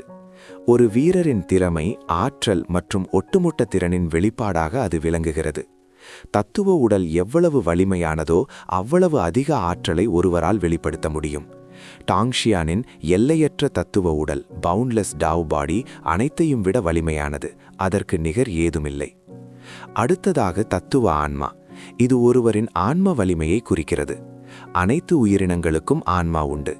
ஆன்மீக ஆற்றலுக்கு, ஸ்பிரிச்சுவல் எனர்ஜிக்கு அடுத்தபடியாக ஆன்ம சக்திதான் இரண்டாவது பெரிய அதிகார மையமாகும். மாயத்தோற்றங்கள் போன்றவை நேரடியாக ஆன்மாவை தாக்கக்கூடியவை. ஒருவன் எவ்வளவு பெரிய சாகுபடி நிலையில் இருந்தாலும் அவனது ஆன்மா பலவீனமாக இருந்தால் எளிதில் வீழ்த்தப்பட்டு விடுவான். எனவே உண்மையான மேதைகள் உடலையும் ஆன்மாவையும் ஒரே சீராக வளர்த்தெடுத்து அவற்றை அழிக்க முடியாத ஒன்றாக மாற்றுவார்கள். மூன்றாவதாக வருவது தத்துவ இதயம். பலர் இதனை ஒரு பொருட்டாக மதிக்காமல் விட்டுவிடுவார்கள். ஆனால் உடல் மற்றும் ஆன்மாவிற்கு இணையாக இது சொல்லப்படுகிறது என்றால் அது எவ்வளவு முக்கியமானது என்பதை உணர வேண்டும். தத்துவ இதயம் என்பது ஒருவன் தனது 7 உணர்ச்சிகள் மற்றும் 6 ஆசைகளின் மீது கொண்டுள்ள ஆளுமையாகும். மனம் குழம்பினால் அனைத்தும் சிதறிவிடும். தத்துவ இதயம் பாதிக்கப்பட்டால் விண்ணையே அதிர வைக்கும் ஆற்றல் இருந்தாலும் அதனை முழுமையாக பயன்படுத்த முடியாது. அதற்காக தத்துவ இதயம் என்பது உணர்ச்சிகளே இல்லாத கல்மனம் அல்ல. மாறாக எல்லா உணர்ச்சிகளையும் அனுபவித்த பின்னரே அவற்றை புரிந்து கொள்ள முடியும். அந்த ஆதி ஒளி டாங்ஷியானுக்கு அந்த அனுபவத்தை வழங்கியது. இந்த கணத்தில் டாங்ஷியான் தனது உடல் மற்றும் மனதிற்கு இடையே ஒரு முழுமையான இணக்கத்தை உணர்ந்தார். தத்துவ உடல், ஆன்மா மற்றும் இதயமாகிய மூன்றும் ஒன்றாக இணைந்துவிட்டன. மங்களாக ஏதோ ஒன்று அவரை அழைப்பதை அவர் உணர்ந்தார். அதுதான் சக்கரவர்த்தி நிலை, எம்பரர் ரெல்ம். டாங்ஷியான் மெதுவாக தலையசைத்தார். இப்போது அவர் சக்கரவர்த்தி நிலையின் விளிம்பை தொட்டுவிட்டார். இருப்பினும் இந்த உலகம் அவரை அந்த நிலைக்கு முன்னேற விடாமல் தடுத்தது. விண்ணுலக தத்துவமே அந்த ஏகாதிபத்திய சக்தியை உணரும் வாய்ப்பை மறைத்து வைத்திருந்தது. இதை வைத்து என்னை நிறுத்திவிடலாம் என்று நினைக்கிறாயா என்று டாங்ஷியானின் இதழ்களில் ஒரு மெல்லிய புன்னகை அரும்பியது. ஆனாலும் தான் ஒரு சக்கரவர்த்தியாக மாறுவதற்கு இன்னும் சில ஆயத்தங்கள் தேவை என்பதை அவர் அறிந்தார். அவசரப்பட தேவையில்லை. அவர் எண்ணிய மாத்திரத்தில் அந்த ஆதி ஒளி அவரது எல்லையற்ற உலகுக்குள் சென்று தஞ்சம் புகுந்தது. அந்த இசைக்குறிப்புக்குள் இன்னும் பல ரகசியங்கள் புதைந்து கிடந்தன. டாங்ஷியான் அந்த பேராற்றலை தன்னுள் அடக்கிக் கொண்டபோது மௌன முதியவர் வானத்தில் அசைவற்று கிடந்தார். அவரது கண்கள் நிலைகுத்தி போயிருந்தன. உடல் முழுமையாக முடங்கி போயிருந்தது. டாங்ஷியானின் பார்வை அவர் மீது விழுந்ததும் முதியவர் பயத்தில் நடுங்கினார். முகத்திலிருந்த இரத்தம் அனைத்தும் வடிந்து வெளுத்து போனார். உனது மரணத்தை எதிர்கொள்ள தயாராகிவிட்டாயா என்று டாங்ஷியான் மெல்லிய குரலில் கேட்டார். முதியவரின் முகம் விகாரமாக மாறியது. இல்லை, என்னை கொல்லாதே, என்னை கொல்லாதே என்று வெறித்தனமாக கத்தினார். திடீரென அவர் லூமை தேவதையை பிடித்துக்கொண்டு ஒரு மிருகத்தைப் போல கர்ஜித்தார். எல்லாம் முன்னால்தான், நீதான் அனைத்தையும் பாழாக்கினாய், நீயே சத்து தொலை என்று கத்தியபடி முதியவர் தனது கனத்த உள்ளங்கையால் லூமேவின் உச்சந்தலையில் பலமாக அடித்தார். அடுத்த நொடி லூமேவின் 7 துவாரங்களிலிருந்தும் இரத்தம் பீரிட்டது. அந்த அழகான தேவதை இப்போது இரத்த வெள்ளத்தில் மிதக்கும் ஒரு உருவமாக மாறினாள். தன்னை இவ்வளவு கொடூரமாக குருநாதர் கொல்வார் என்பதை அவளால் நம்பவே முடியவில்லை. அந்த முதியவர் அவளை சித்திரவதை செய்து அவளது தூய்மையை பறித்து இப்போது கருணையின்றி அவளது உயிரையும் பறிக்கிறார். லூமேவின் நெஞ்சில் ஆழமான வெறுப்பு சூழ்ந்தது. எல்லாம் முடிந்துவிட்டது.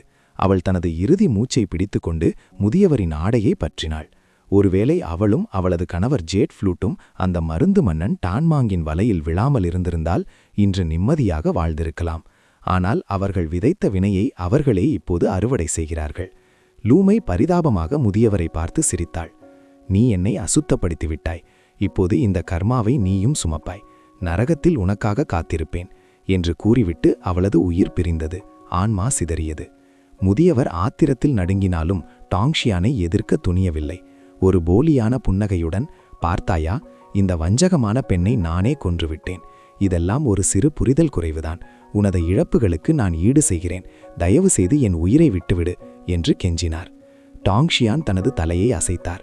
உன்னை போன்ற நச்சுத்தன்மை கொண்ட விகாரமான ஒருவனை நான் தப்பிக்க விடுவேன் என்று நினைக்கிறாயா என்று கூறியபடி தனது உள்ளங்கையில் ஒரு வாள்கதிரை செறிவூட்டினார். மௌன முதியவர் பின்வாங்கி அலறினார்.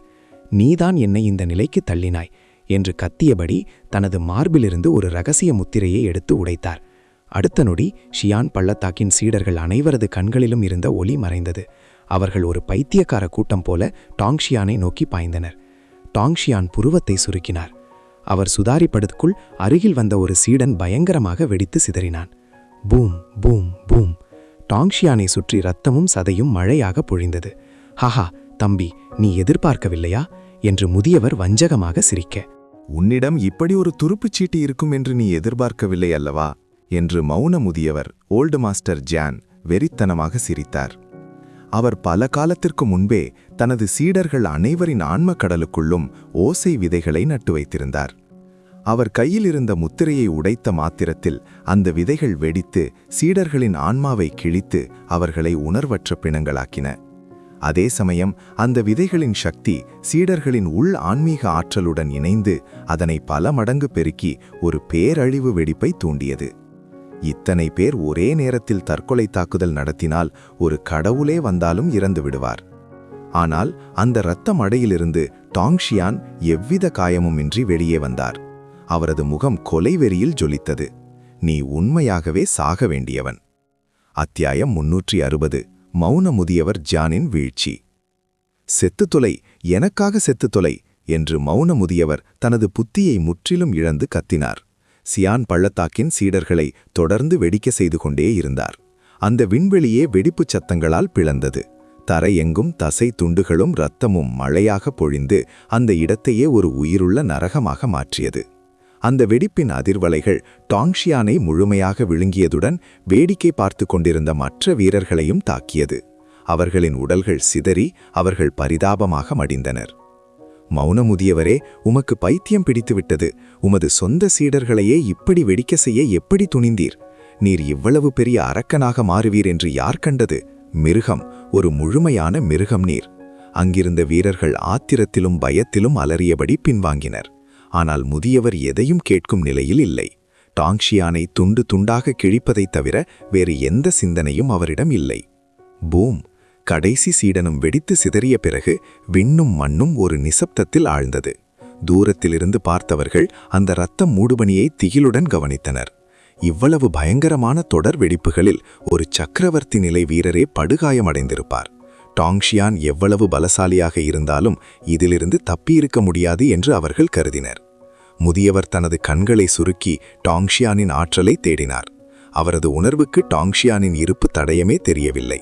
ஹஹா, நீ ஏதோ விசேஷமானவன் என்று நினைத்தேன். ஆனால் இறுதியில் நீ ஒன்றுமே இல்லை. செத்துவிட்டாய். ஒரு வழியாக செத்து தொலைந்தாய். ஹஹா என்று முதியவர் தனது தலையை பற்றி கொண்டு ஒரு ஆந்தையைப் போல விகாரமாக சிரித்தார். அந்த சிரிப்பு அங்கிருந்தவர்களின் முதுகெலும்பில் நடுக்கத்தை ஏற்படுத்தியது. அப்போது திடீரென ஒரு அமைதியான குரல் கேட்டது. நான் இறந்து விட்டேன் என்று உண்மையாகவே நீ நினைக்கிறாயா?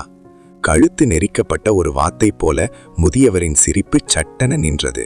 தொண்டை நெரிக்கப்பட்ட ஒரு வாத்தை போல மௌன முதியவர் ஜியானின் சிரிப்பு சட்டென்று நின்றது. அவரது உடல் கட்டுப்பாடின்றி நடுங்கியது. அந்த நேரத்தில் காற்றில் சூழ்ந்திருந்த இரத்த மூடுபனி விலகத் தொடங்கியது. அங்கே ஒரு மர்மமான இசைக்குறிப்பு காற்றில் மிதந்து கொண்டிருந்தது. அந்த இசைக்குறிப்பிற்குள்ளே டாங்ஷியான் கைகளை தன் முதுகிற்கு பின்னால் கட்டிக்கொண்டு எவ்வித சலனமின்றி நின்றிருந்தார். அவரது வெண்ணிற ஆடை காற்றின் அசைய ஒரு விண்ணுலக தேவதையைப் போல அவர் காட்சியளித்தார். அவர் உயிர் பிழைத்தது மட்டுமின்றி அவரது உடலில் ஒரு சிறு கீறல் கூட விழவில்லை. இல்லை, இது சாத்தியமே இல்லை, இது எப்படி முடியும் என்று ஜியான் கதறினார். அவரது தத்துவ இதயம் முற்றிலும் சிதைந்து போனது. அங்கிருந்த மற்ற வீரர்களும் அதிர்ச்சியில் உறைந்து போனார்கள். டாங்ஷியான் உயிர் பிழைத்ததைக் கண்ட ஜியான் திடீரென அலறிக்கொண்டு தப்பியோட முயன்றார். டாங்ஷியான் குளிர்ந்த புன்னகையுடன், நான் எப்போது உன்னை தப்பிக்க அனுமதித்தேன் என்று கேட்டார். அவர் தனது விரலை சொடுக்க கண்ணுக்கு தெரியாத ஒரு ஒலி அலை பாய்ந்து ஜியானை சூழ்ந்து கொண்டது. Bang bang bang! ஜியானின் உடலுக்குள் தொடர் வெடிப்புகள் நிகழ்ந்தன. அவரது கண்களில் அவநம்பிக்கை நிறைந்தது. அந்த ஆதி ஒலி அவரது உடலையும் ஆன்மாவையும் உள்ளிருந்து சிதைத்துவிட்டது. தற்காப்புக்கு ஒரு சிறு வாய்ப்பும் அவருக்கு கிடைக்கவில்லை. வேண்டாம், தயவு செய்து என்னை மன்னித்துவிடு என்று ஜியான் கைகளை நீட்டி மன்றாடினார். ஆனால் டாங்ஷியான் இரக்கமின்றி தனது மேலாடையை ஒரு முறை வீசினார். அடுத்த நொடி ஜியான் ஒரு இரத்த சகதியாக மாறி மண்ணோடு மண்ணாக மறைந்தார். அங்கிருந்த வீரர்கள் ஒருவித கனத்த இதயத்துடன் இந்த போரை பார்த்தனர். இவ்வளவு எதிர்பாராத முடிவை அவர்கள் கற்பனை செய்து கூட பார்க்கவில்லை. டாங்ஷியான் எஞ்சியிருந்த வீரர்களை ஒரு முறை முறைத்து பார்த்துவிட்டு ஃபயர்கிரின் மீது ஏறி மறைந்து போனார்.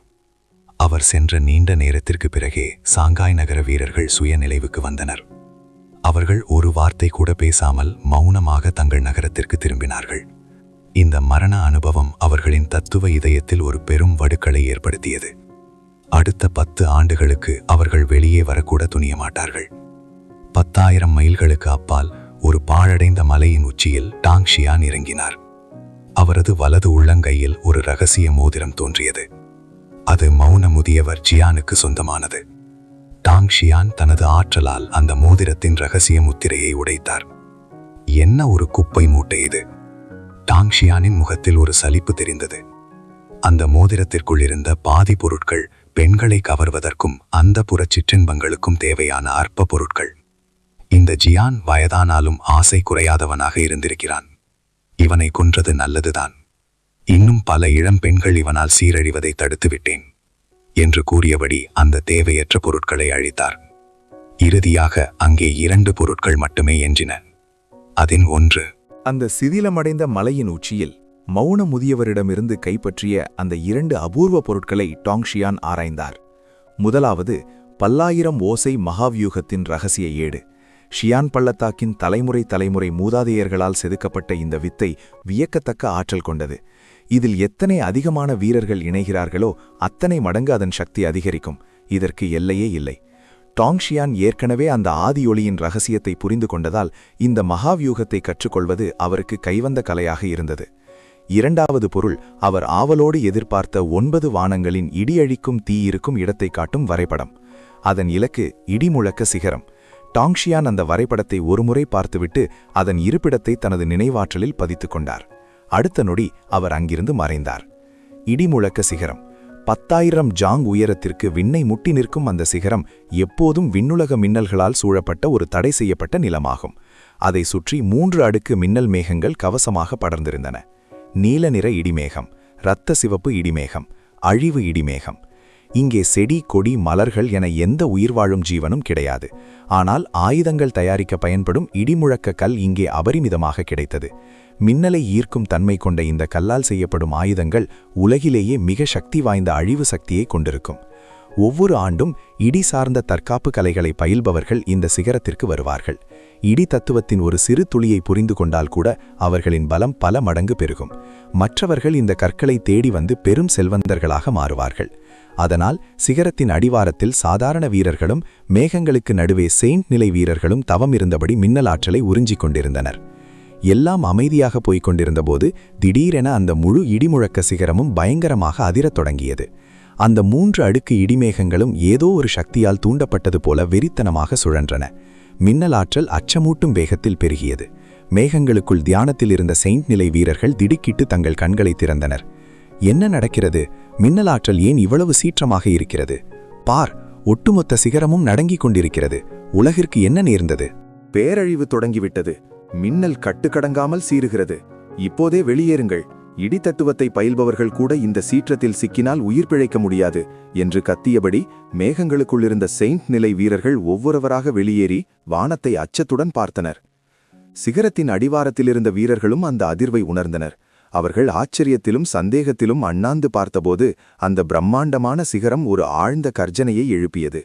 பாறைகள் ஒவ்வொன்றாக உருண்டு விழ அந்த சிதைந்த கற்களுக்கு அடியிலிருந்து கோடிக்கணக்கான மின்னல் கதிர்கள் பீரிட்டு வெளிப்பட்டன. அங்கிருந்த கூட்டம் அப்படியே உறைந்து போனது. கடவுளே, இவ்வளவு இடிமுழக்க கற்களா? ஒவ்வொன்றும் மிக உயர்ந்த தரம் வாய்ந்தவை. நாம் கோடீஸ்வரர்களாகிவிட்டோம். அத்தியாயம் 361. இடி இடிபாடுகளின் எழுச்சி. இடிமுழக்கச் சிகரம் முழுவதும் அலையலையாக அதிர்வுகள் பரவின. சரிந்து விழுந்த பாறைகளுக்கு அடியில் மனித தலையளவு பெரிய படிகம் போன்ற இடிமுழக்க கற்கள் தெரிந்தன. அந்த ஒளி ஊடுருவும் கற்களுக்குள் உருகிய மின்னல் ஓடிக்கொண்டிருப்பது போல தெரிந்தது.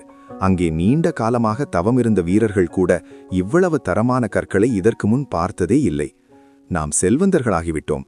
இதில் ஒரு கல்லின் விலை கூட 1 மில்லியன் ஹெவன் கிறிஸ்டல் பெறும். எதற்காக காத்திருக்கிறீர்கள்? யார் முதலில் எடுக்கிறார்களோ அவர்களுக்கே அது சொந்தம்.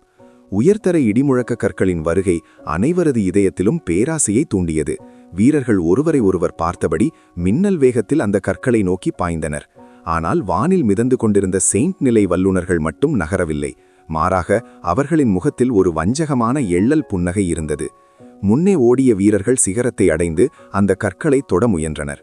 அந்த வினாடியே மேலே இருந்த கருமேகங்களிலிருந்து பல்லாயிரக்கணக்கான மின்னல் கீற்றுகள் பயங்கரமான வேகத்தில் அவர்கள் மீது இறங்கின. Boom boom boom. அடுத்த நொடி அலறல் சப்தங்கள் விண்ணை பிளந்தன. இரத்த மூடுபனி காற்றில் சிதறியது. புதையலை எடுக்க முயன்ற ஒவ்வொரு வீரரும் துண்டு துண்டாக வெடித்து சிதறினர். அந்த தூய்மையான இடிமுழக்க கற்கள் இப்போது மனித இரத்தத்தால் நனைந்தன. பின்னால் வந்தவர்கள் இந்த கொடூர காட்சியைக் கண்டு மரண பயத்தில் உறைந்து போய் பின்வாங்க தொடங்கினர். வானிலிருந்த செயின்ட் நிலை வல்லுநர்கள் ஏளனமாக சிரித்தனர். முட்டாள்கள்! உயர்தர இடிமுழக்க கற்களை இவ்வளவு எளிதாக எடுத்துவிடலாம் என்று நினைத்தார்களா? இடிமுழக்கச் சிகரம் அதிரும்போது அதன் மின்னல் ஆற்றல் நிலைதடுமாறியிருக்கும். இப்போது நீங்கள் நெருங்க நெருங்க உங்கள் உடலுக்குள் இருக்கும் ஆன்மீக ஆற்றலும் இரத்தமும் இந்த மின்னலை தூண்டி உங்கள் மீது நேரடி தாக்குதலை நடத்தும். இந்த மின்னலின் வேகத்தை பார்த்தால் கென்ஷின் நிலைக்கு கீழே உள்ள எவரும் உயிர் பிழைக்க வாய்ப்பே இல்லை. இந்த வார்த்தைகள் அங்கிருந்த வீரர்களின் மீது குளிர்ந்த நீரை ஊற்றியது போல இருந்தது. கண்முன்னை கோடிக்கணக்கான மதிப்புள்ள இடிமுழக்க கற்கள் கொட்டிக் கிடந்தும் அவற்றை ஒருவராலும் தொட முடியவில்லை. வானில் மிதந்த செயின்ட் நிலை வல்லுநர்களில் கூட பெரும்பாலானோர் குயின்சியான் நிலைக்கு கீழேதான் இருந்தனர். ஒரு சிலரே ஷுங்ரே நிலையை எட்டியிருந்தனர். அவர்களும் அசையாமல் காத்திருந்தனர். வெள்ளை முடி கொண்ட முதியவரான லேமியா ஷாங்ரான் தனது தாடியை தடவியபடி, மின்னல் ஆற்றலின் இந்த சமமற்ற நிலை ஏதோ ஒரு சகுனத்தை காட்டுகிறது. ஷின்லேசி, உனது கருத்து என்ன என்று கேட்டார். அருகிலிருந்த ஒரு தாவோயிச துறவி தனது இறகு விசிறியை அசைத்தபடி ஆழ்ந்த சிந்தனையில் ஆழ்ந்தார். மின்னல் என்பது அரக்கர்களையும் தீமைகளையும் அழிக்கும் சக்தி. எனவே இந்த அதிர்வு ஏதோ ஒரு தீய சக்தி வெளிப்படுவதால் உருவானது அல்ல. அப்படியானால் ஒரே ஒரு வாய்ப்புதான் இருக்கிறது. நீ என்ன சொல்கிறாய் தம்பி ஷின் என்று ஒரு இளைஞனை பார்த்து பேசினார். அங்கிருந்த பெரியவர்கள் அனைவரும் 40 முதல் 100 வயதிற்கு மேற்பட்டவர்கள். லேமியா ஷாங்ரானுக்கு 170 வயது, ஷின்லேசிக்கு 60 வயது. ஆனால் சாகுபடி உலகில் வயது முக்கியமல்ல, வலிமையே அந்தஸ்தை தீர்மானிக்கும். அந்த 20 வயது இளைஞன் இவ்வளவு பெரிய முதியவர்களுக்கு இணையாக நிற்கிறான் என்றால் அவனது ஆற்றல் எவ்வளவு இருக்கும்? அவனது பெயரிலிருந்த ஷின் என்ற எழுத்து அவன் ஹெவன்லி தாவோஸ்டோன் குலத்தை சேர்ந்தவன் என்பதை உறுதிப்படுத்தியது. அவனது பெயர் ஷின்ஜி. அவன் தனது வெனரபிள் போன் எனும் எலும்பு வலிமையை மின்னல் ஆற்றல் மூலம் மேம்படுத்த இங்கே வந்திருந்தான்.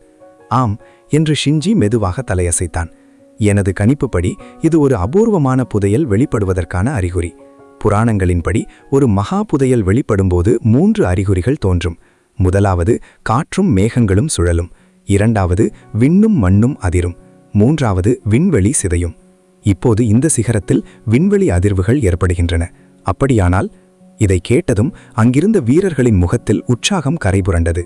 விண்வெளி அதிர்வு என்பது வெறும் ஒரு பொருளை மட்டும் குறிப்பதல்ல, அது ஒரு பண்டைய இடிபாட்டின் எழுச்சியை குறிக்கும். ஆமாம், பல மில்லியன் ஆண்டுகளுக்கு முந்தைய நாகரிகங்களின் எச்சங்கள் மற்றும் இரகசிய கலைகள் மறைக்கப்பட்டிருக்கும் இடங்கள் விண்வெளி சுருக்கங்களுக்குள் ஒளிந்திருக்கும். ஆன்மீக ஆற்றல் மாறும்போது அவை பரிமாணங்களை தகர்த்து கொண்டு மீண்டும் இந்த உலகிற்கு வரும். அப்படி வரும் ஒவ்வொரு இடிபாடும் பல கோடி ஆண்டுகால வரலாற்றையும் அழிந்து போன மகா சக்திகளையும் தன்னுள் கொண்டிருக்கும். அந்த தருணத்தில் கூட்டத்திலிருந்து ஒருவன் அதிர்ச்சியில் அலறினான். அங்கே பாருங்கள்! வானத்தில் அப்படி என்ன தெரிந்தது? டாங்ஷியான் தேடி வந்த அந்த 9 வானங்களின் இடி அழிக்கும் தீ இந்த இடிபாடுகளுக்குள் தான் இருக்கிறதா? ஷின்ஜி போன்ற மேதைகளை தாண்டி டாங்ஷியான் எப்படி அந்த புதைகளை அடையப் போகிறார்?